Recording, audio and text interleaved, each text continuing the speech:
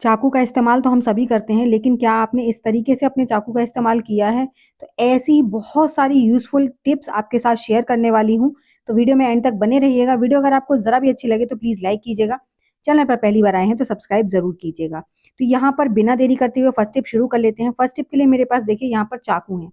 चाकू हम सबके घर में होते हैं, लेकिन कुछ चाकू बहुत तेज़ होते हैं और कुछ बहुत ज़्यादा नॉर्मल होते हैं। तो आपको क्या करना है, जैसे आपकी जो तेज़ धार वाला चाकू है ना, उस पर लगा लीजिए वैसलीन। क्योंकि देखिए इसका ना इस्तेमाल करते समय बहुत ज़्यादा डर लगता है, या फिर आपके घर में बहुत ज़्यादा बड़े साइज़ का चाकू है और उसको आप चाहते हैं कि ये बिल्कुल बढ़िया तरीके से रखा रहे, आपका हाथ-वाथ कभी कटे नहीं गलती से भी, तो उस पर आपको अच्छे से वैसलीन की एक बहुत अच्छे से कोटिंग कर लेनी है। वैसलीन की कोटिंग करने के बाद आप ले लीजिए हॉट ग्लू गन जो होती है वो, और देखिए इस तरीके से आपको इसमें ग्लू लगा लेना है जैसे मैं लगा रही हूँ। और इस तरीके से पहले इसका बॉर्डर बनाना है, उसके बाद आप ज़िगज़ैग कर दीजिए दोनों साइड से। एक बार इस तरीके से, दूसरी साइड क्रॉस तरीके से।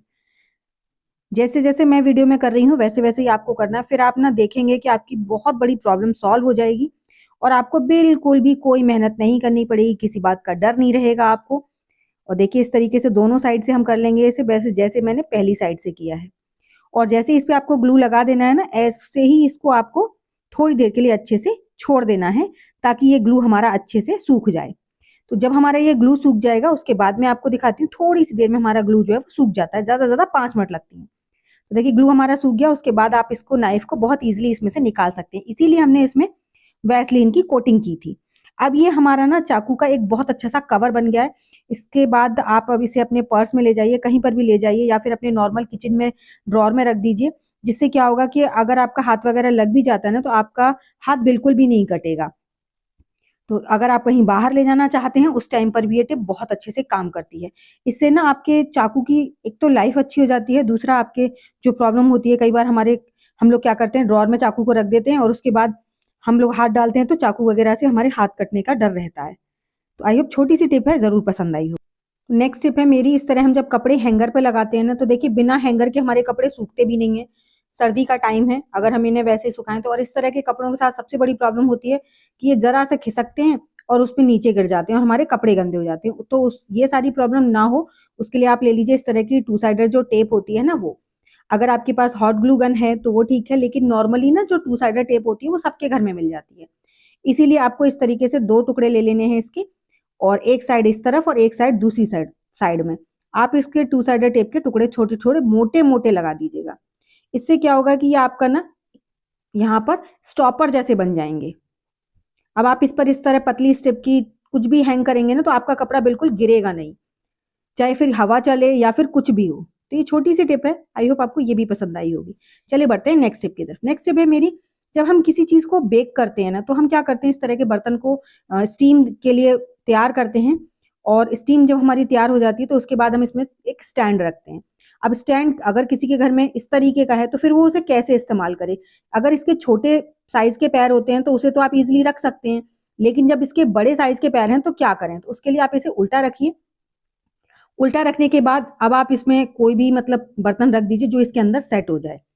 तो इस तरह से ना आप भी बिना किसी स्टैंड के या फिर किसी उसके, अपनी जो भी चीज़ है उसे अच्छे से, जो भी हमें भाप में पकाना होता है उसे तैयार कर सकते हैं। अगर आपके पास स्टैंड भी नहीं है, ना बड़े पैर का ना छोटे पैर का, तब फिर क्या करें?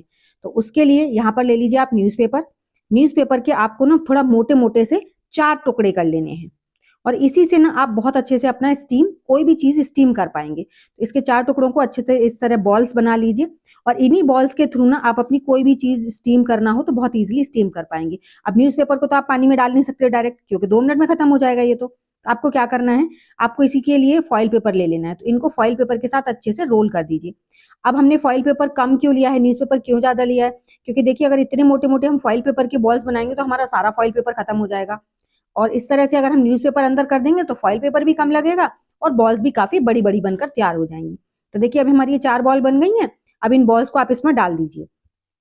अब आपको ना तो किसी स्टैंड की ज़रूरत है, ना किसी अदर चीज़ की। उसके बाद आप अपनी चीज़ को, जो भी आपको बेक करनी है, उसको इस तरह से रख दीजिए, और आप अपनी चीज़ को बहुत आसानी से इस तरीके से बेक कर सकते हैं, जो कि आपको भाप से कोई भी चीज़ पकानी होती है, जैसे ढोकला वगैरह या इडली वगैरह। तो ये छोटी-सी टिप है, आई होप आपको ये भी ज़रूर पसंद आई होगी। नेक्स्ट स्टेप है, इस तरह हमारी जब गैस बहुत ज़्यादा जल जाती है, कई बार क्या होता है हम लोग बाहर हैं, हस्बैंड या बच्चे अकेले हैं और उन्होंने गैस को इस तरह से कर दिया है कि अब इसको साफ करने का ना बस देखते ही ना मतलब अंदर से दिल रोने लगता है। तो उस टाइम पर क्या करें कि बिना किसी झंझट के और बिना सर्फ के, बिना इनो के, बिना सोडा के आपका ये जो गैस जला हुआ है बिल्कुल एक ही झटके में साफ हो जाए, मतलब विद इन सेकेंड। तो आप कोई भी कॉटन का इस तरह से कपड़ा लीजिए, जो भी आपकी किचन टॉवल्स हैं उन्हें ले लीजिए और इस तरीके से जो भी आपका जला हुआ पार्ट है उसे अच्छे से कवर कर दीजिए और बर्नल के पार्ट्स को निकाल दीजिए। और इसको ना इसके ऊपर आप हल्का सा गुनगुना पानी, नॉर्मल गुनगुना पानी डाल दीजिए और अच्छे से टैप टैप कर दीजिए और इसको टैप टैप करने के बाद आप इसे 2 से 3 मिनट के लिए छोड़ दीजिए। अब 2 से 3 मिनट बाद हम क्या करेंगे, हमने उसके ऊपर ही इसको रख दिया था, इसके जो फ्रेम है, क्योंकि इसके ऊपर भी जली हुई है गंदगी है तो वो भी गल गई है ना, क्योंकि हमने कपड़े को बहुत अच्छे से गीला कर दिया था। देखिए कितनी मोटी मोटी परत निकल रही है। अब आप जैसे ही इस टॉवल को हटाएंगे तो आप देखेंगे सारी गंदगी इसकी जो ऑलमोस्ट है वो सारी गल चुकी है। अब हमको ना इसे बिल्कुल भी मेहनत नहीं करनी पड़ेगी और बस हाथ लगाते ही हमारी ये जो गैस है साफ हो जाएगी। अगर हम इसे वैसे रगड़ते ना बिल्कुल सूखा ही, तो कम से कम आधा घंटा लग जाता और दुनिया भर के तो स्क्रैच आ जाते हैं इस पर, और स्क्रैच भी नहीं आएंगे इस तरीके से। देखिए जैसे हम इस पर लगा रहे हैं ना स्क्रबर, तुरंत हमारी जितनी भी जली हुई पार्ट्स थे वो सारे इजिली क्लीन हो गए हैं। तो इस तरह से जब भी आपको लगता है कि आपकी गैस बहुत ज्यादा जल गई है या गंदी हो गई है और आप इसमें ज्यादा मेहनत नहीं करना चाहते हैं, तो आप बस थोड़ा सा पेशेंस रखिए। आप उस पर हल्का सा बस गीला कपड़ा डाल दीजिए थोड़ी देर के लिए और नॉर्मली आप इसे बस नॉर्मली साफ पानी से धो दीजिए ना, तो भी साफ हो जाती है। कोई जरूरत नहीं है कि आप इसमें बेकिंग सोडा डालें, शैम्पू डालें, तब जाके आपकी ये गैस साफ होगी। तो देख सकते हैं आप पूरी गैस ऑलमोस्ट क्लीन हो चुकी है। अब आप इसको सेट कर दीजिए, बिना किसी सर्फ, साबुन, डिटर्जेंट, इनो या सोडा कुछ भी नहीं डाला है हमने इसमें, बस चुटकियों में आपकी गैस चमक उठी है। तो आई होप छोटे छोटे से आइडियाज हैं, आपको सारे आइडियाज पसंद आ रहे होंगे। पसंद आ रहे हो तो प्लीज लाइक कीजिएगा, चैनल पर पहली बार आए हैं तो सब्सक्राइब जरूर कीजिएगा, साथ ही साथ बेल आइकन को भी प्रेस कर दीजिएगा ताकि आने वाली वीडियो का नोटिफिकेशन आपको सबसे पहले मिल सके। तो नेक्स्ट टॉपिक है मेरा, देखिए हम लोग जब भी चावल बनाते हैं ना इस मौसम में, क्योंकि इस समय सर्दी भी है, बारिश भी है और ठंडी हवाएं भी हैं, लेकिन बच्चों को चावल बहुत पसंद होते हैं। तो हम लोग क्या करते हैं, जब भी चावल बनाते हैं तो इस तरह के खड़े मसाले चावल में डाल देते हैं। लेकिन बच्चों के तो नखरे नेक्स्ट लेवल होते हैं। अब उनको क्या है, मसाले तो हमने डाल दिए, जब भी दो उन्हें निकाल निकाल कर दो। तो इस तरह आप डायरेक्ट मसालों को ना डालें, है ना। पहले तो इन्हें कूट लीजिए हल्का सा, ठीक है। कूटने के बाद ना आपको क्या करना है, या तो कोई कॉटन का कपड़ा ले लीजिए या फिर इस तरह की ना मार्केट में बहुत प्यारी प्यारी सी जालियां मिलती हैं हर साइज में, छोटी बड़ी, ये सबसे छोटा साइज होता है जो कि आपको ना अपने घर में जरूर रखनी चाहिए।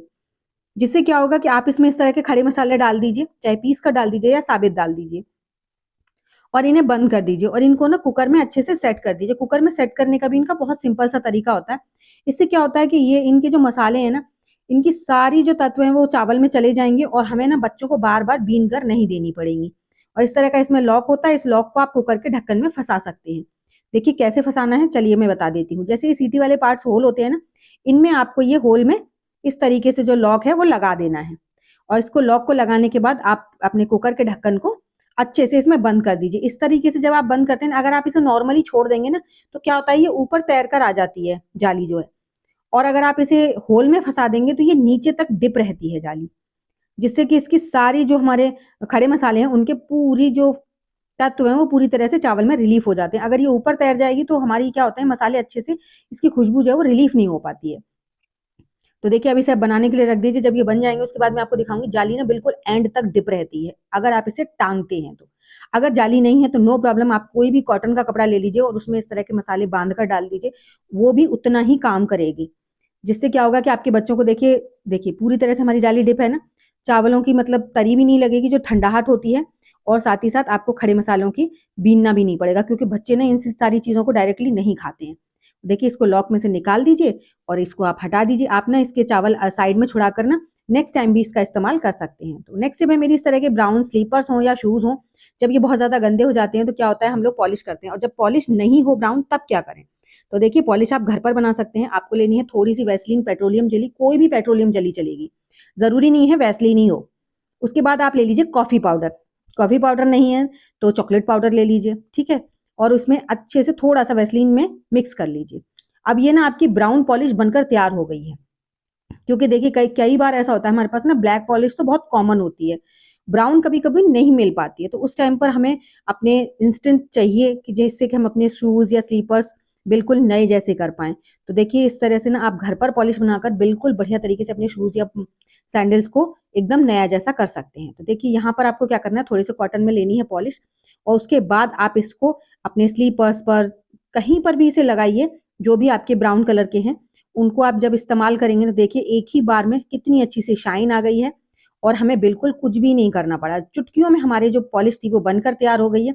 तो ये इमरजेंसी में ये टिप ना बहुत काम करती हैं।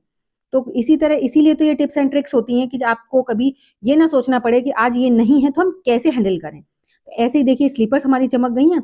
अब हम अपने जो ब्राउन शूज़ होते हैं उनको भी मैं आपको दिखाती हूँ। देखिए कितने ज़्यादा गंदे हो रहे हैं। अब इनको भी ना आप इसी से बहुत अच्छे से शाइन कर सकते हैं। स्लीपर्स को साइड में रख देते हैं, उसके बाद देखिए इनको भी हम इसी कॉटन से, आपको ज़्यादा पॉलिश नहीं लगती है, बहुत थोड़ी-सी लगती है, जिससे क्या होता है, अच्छा एक बार एक काम और कीजिएगा, जैसे आप इस पर पॉलिश कर रहे हैं ना, तो उससे पहले प्लीज़ अगर डस्ट लगी हो तो उस डस्ट को क्लीन कर दीजिएगा, वरना ना अच्छे से शाइन नहीं आएँगी आपके शूज़ में या फिर स्लीपर्स में। मैंने पहले इसकी डस्ट साफ कर दी थी, उसके बाद ही आपको दिखाया है। देखिए कितना चेंज नज़र आ रहा है ना?